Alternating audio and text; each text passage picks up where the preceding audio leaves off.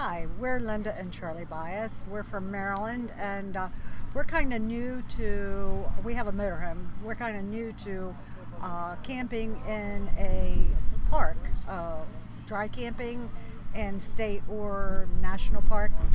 So last night we pulled into Blackwood Park in Arcadia, and I'm trying to guide him into the parking space because it's pretty tight. We have a 35 foot and it's for a 35 foot, and we had the tow dolly on the back, and the road goes kind of down on a shoulder and then into the parking space.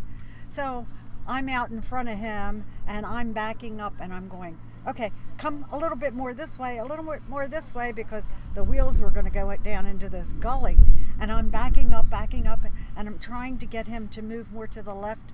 And there was a picnic bench there, and I toppled right over the picnic bench right onto my butt. And there I sat. And here there were three young people in their late teens, early 20s that were camped across from us, and the young fella comes running over. He's like, "Can I help you?" And I was like, "I think you can." So he helped me up, and then we moved the table and finished parking the motor home. But the area is lovely.